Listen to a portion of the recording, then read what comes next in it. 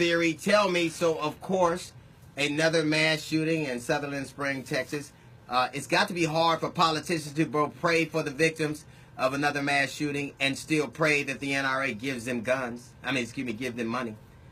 We pray out of... If prayer worked, then people wouldn't have been getting killed in church while they were praying.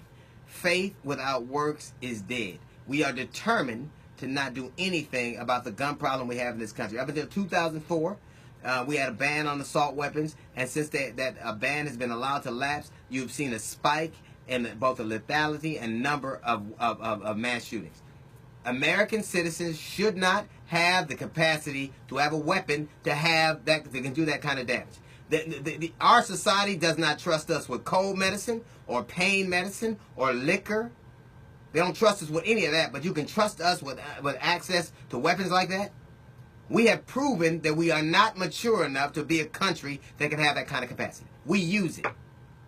We use it. And those guns do exactly what they're intended to do, which is kill a lot of people real fast in a short amount of time.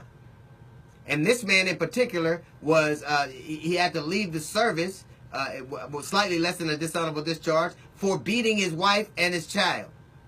And he still got a gun. In 2016, he got a gun. And supposedly the shooting is connected to some kind of domestic dispute. And what does the President of the United States say? Oh, it's a mental health problem. Well, if you believe that it was a mental health problem, why did you make it easier for people with mental illnesses to buy weapons? You revoked a bill that made it harder for people who are getting Social Security benefits for being mentally incapacitated. You can get a check for being crazy. You shouldn't get a gun. If you got more than one voice running around in your head, you shouldn't get guns. And you shouldn't have, whether you should have a gun or not, you certainly should not have a gun that has this kind of capacity to do this kind of damage to American society. This is what you can have all the guns you want. What do you need a gun that shoots that many rounds that fast? If you shoot that bad, you're not a hunter, you're a Laker. And we watch this over and over and over again, and it's never the time. I don't even know which tragedy is too early to talk about. Is it Vegas? Or is it this? Or is it Orlando? Or is it Newtown? Or is it Aurora? It's always, you know what? We're never going to have time to talk about gun violence because there's always going to be something else violent happening with guns. If it were truly a mental health care issue, if that's what this president meant, then why did Republicans and him make it harder or easier for people with mental illnesses to buy guns and to have guns? If you truly thought it was a mental illness, why is just the idea that we're going to just accept the fact that people are mentally ill and that's it, do nothing? All we do is pray and nothing changes. All we do is tell each other how bad we feel about this. But this will stop when the American people have had enough. When they say either you change this or we'll bring people in who will. We are not safe in church. We're not safe in schools. We're not safe in preschools or clubs or concerts or Batman movies or mosques.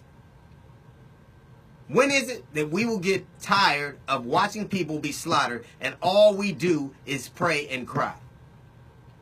That's all we do is tell each other how bad we feel and raise money and then do nothing. And then talk about how we're not politicizing it. Even though last week when a captain from Uzbekistan drove through streets of New York and killed 8 people, it was political then. You had something to say then. You had something you had a solution as crazy as it was then.